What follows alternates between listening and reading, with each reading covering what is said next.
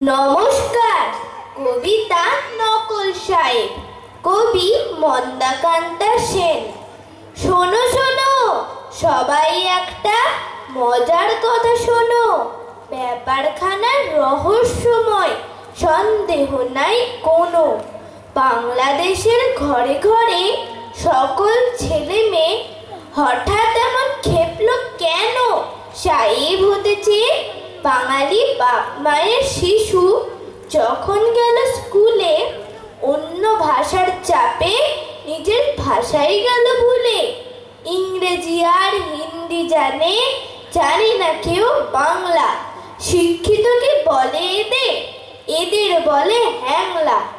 অন্য লোকের নকল করেই ধন্য। আমাদের তো লজ্জা পাওয়া উচিত ওদের জন্য। এই ভাষাতেই রবি ঠাকুর লেখেন গীতাঞ্জলি। নোবেল পাওয়া সেই ভাষাতে আমরা কথা বলি। এমন বিরাট মর্যাদা আর কটা ভাষার আছে। আমরা কেন বিকিয়ে যাব অন্য ভাষার কাছে? তাই তো বলি আপত্তি নেই অন্য ভাষা শিখতে, আপত্তি নেই হিন্দি বলাই, ইংরেজিতে লিখতে।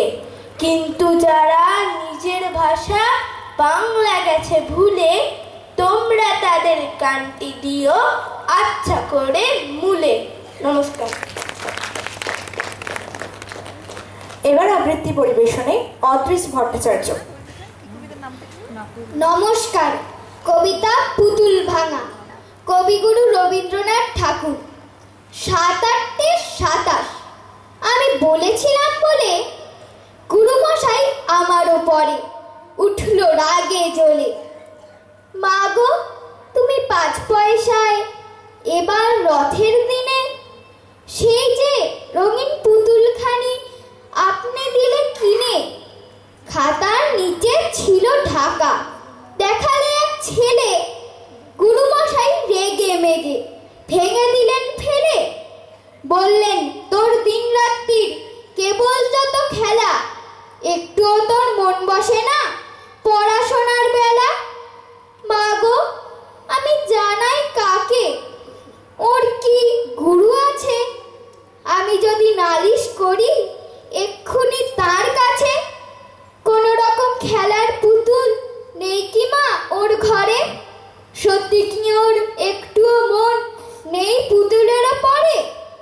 সকাল সাজে তাদের নিয়ে করতে গিয়ে খেলা, কোনো পড়াই করেননি কি কোন রকম হেলা? ওর যদি সেই পুতুল নিয়ে ভাঙেন কেহ রাগে, বল দেখি মা ওর মনে তা কেমন তর লাগে। নমস্কার। এখন মিশিদা বিশ্বাস। নমস্কার। কবিতা বাঘারম্ভ। কবি ভবানী প্রসাদ মজুমদার। মার্কাস স্কোয়ারেতে বসেছিল সার্কাস। উঁচু উঁচু টিন দিয়ে ঘেরা ছিল চারপাশ।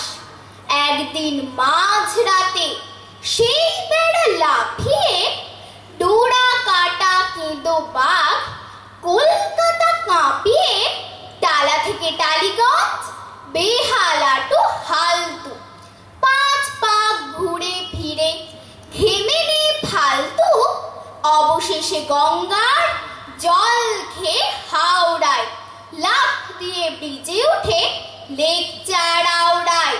মানুষেরা শয়তান, বদমাশ ও বিচ্ছু, আমাদের তরে ওরা করেনি কো কিচ্ছু। লায়ন্স ক্লাব তো আছে, টাইগার্স ক্লাব চাই, জেব্রা ক্রসিং আছে, আমাদেরও কেন নাই? মুরগির হাটা আছে, ঘাটা আছে গাইতে, আমাদের হাটা ঘাটা কোনো কিছু নাই ঢের। কাকদ্বীপ, বকখালি, হাঁসখালি আছে ঠিক, বাঘদ্বীপ বাঘখালি কোথাও নেই ঠিক। শেয়াল না থাকে যদি বাঘদার কি বা দোষ? হরিণ ঘাটাও আছে, তাই মনে আফসোস। মানুষের গাঁটে গাঁটে শয়তানি ফন্দি, উঠোনেতে কেটে দাগ খেলে বাঘ বন্দি।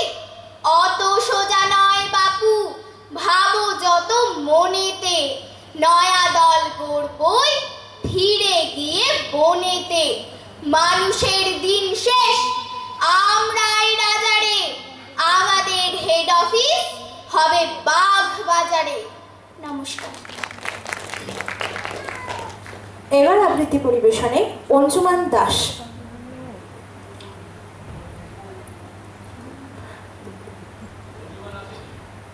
এখন আরিত্রিকা বিশ্বাস। নমস্কার। কবিতা নোট বই, কবি সুকুমার রায়।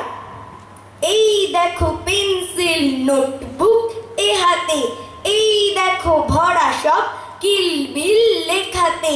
ভালো কথা শুনি যেই চটপট লিখি তাই। ফড়িংয়ের কটা ঠ্যাং আর শুলা কি কি খাই। আঙুলেতে আঠা দিলে কেন লাগে চটচট। কাতুকুতু দিলে গরু কেন করে ছটফট। দেখে শিখে পড়ে শুনে বসে মাথা ঘামিয়ে নিজে নিজে আগা গোড়া লিখে গেছি আমি। কান করে কট কট, ফোড়া করে টন টন। ওরে রামা ছুটে আয়, নিয়ে আয় লণ্ঠন।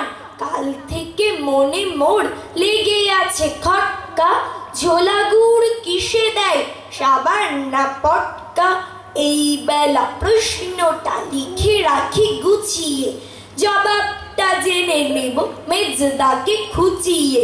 পেট কেন কামড়ায় বলো দেখি পারকে। বলো দেখি ঝাঁজ কেন চোয়ানের আড়কে। তেজপাতে তেজ কেন, ঝাল কেন লঙ্কায়।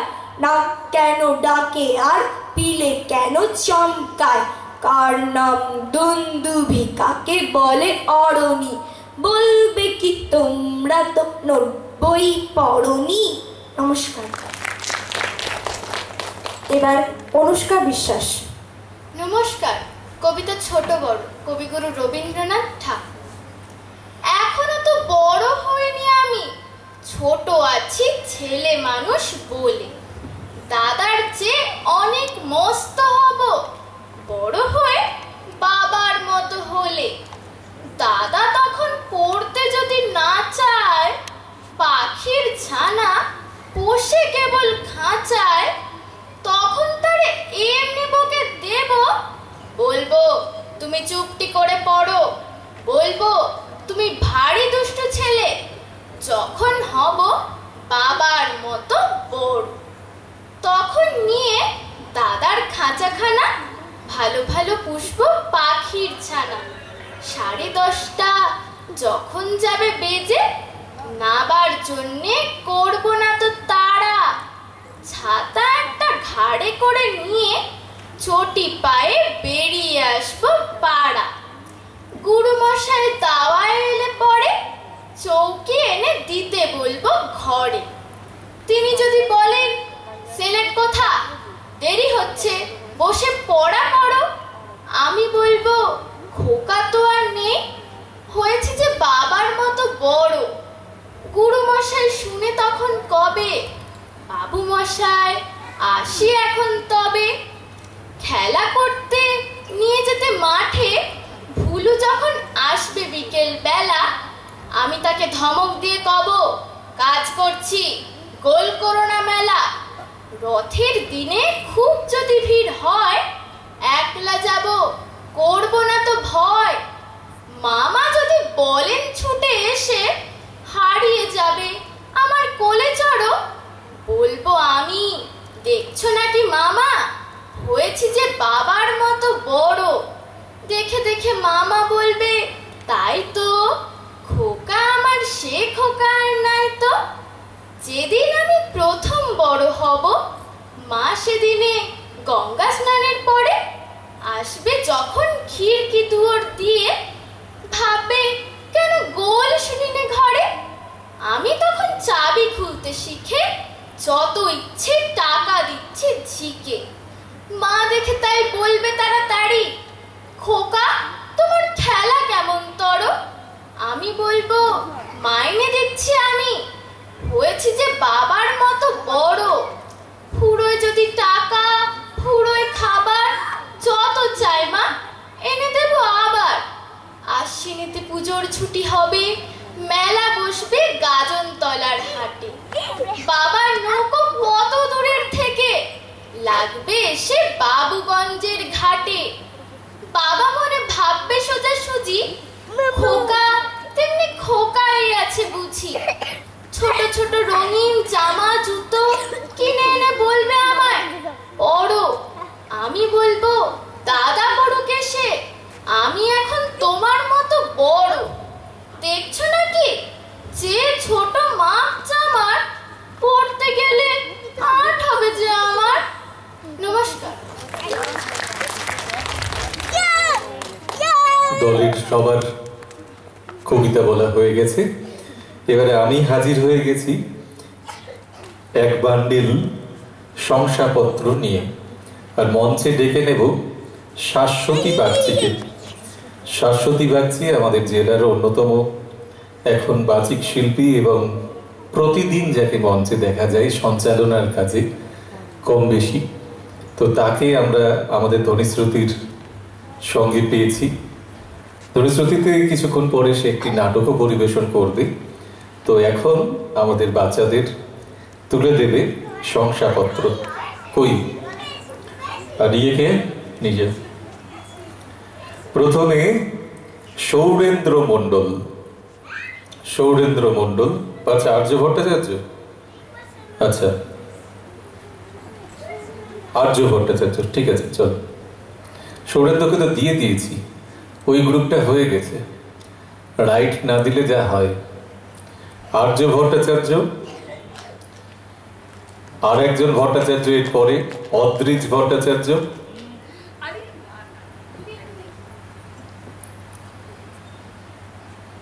অদ্রিজ ভট্টাচার্যর পরে মিশিতা বিশ্বাস,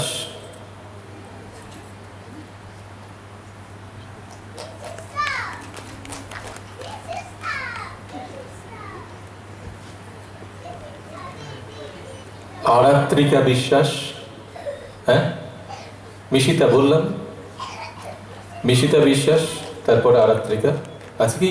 আরাত্রিকা হ্যাঁ আছে।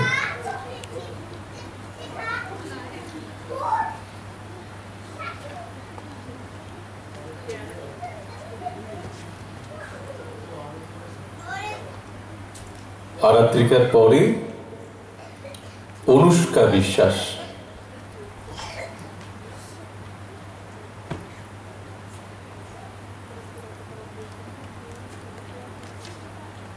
আচ্ছা এবারে আমাদের ছোটদের গ্রুপের সর্বশেষ গ্রুপ